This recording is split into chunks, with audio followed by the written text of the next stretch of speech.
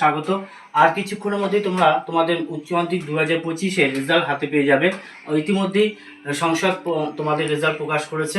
এবার দেখো, তোমাদের অনেক সংশয় থাকবে যে আমি যে নাম্বার পেয়েছি তাতে কোন ডিভিশন পেলাম বা কোন গেট পেলাম। তোমাদের এখন গেট পদ্ধতি চালু হয়েছে, কোন গেট পেয়েছি তা নিয়ে আমি তোমাদের বুঝিয়ে দিচ্ছি যে তোমরা কত নাম্বার পেলে কী গেট পাবে। অর্থাৎ দেখো, নাম্বার বিভাজন কেউ যদি তোমাদের বেস্ট অফ 5-এ পরীক্ষা হয়, অর্থাৎ 5 সাবজেক্ট 100, বেস্ট অফ 5-এ 500-তে পরীক্ষা হয়।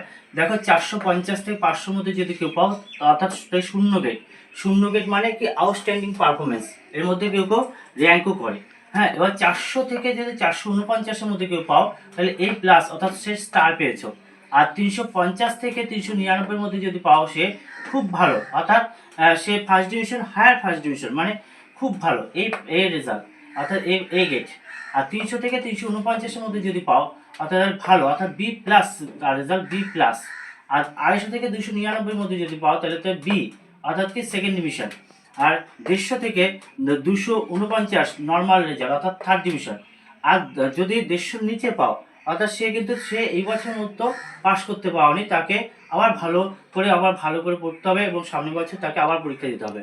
আমি চাই না তোমাদের এই রেজাল্ট কার হোক, কারণ চিরাচরিত পদ্ধতির এই রেজাল্ট এই বছরই শেষ।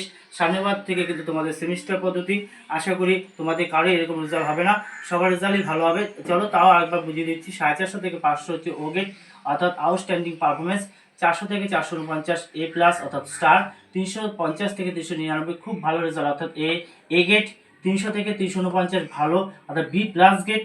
আর 250 থেকে 299 হচ্ছে বি, অর্থাৎ সেকেন্ড ডিভিশন। 150 থেকে 249 অর্থাৎ নর্মাল, অর্থাৎ থার্ড ডিভিশন। 150-র নিচে যদি কেউ পাও, তাহলে কিন্তু তোমাকে আবার সেকেন্ড বার কোয়ালিফাই করতে হবে, এবার তুমি পাস করতে পাওনি।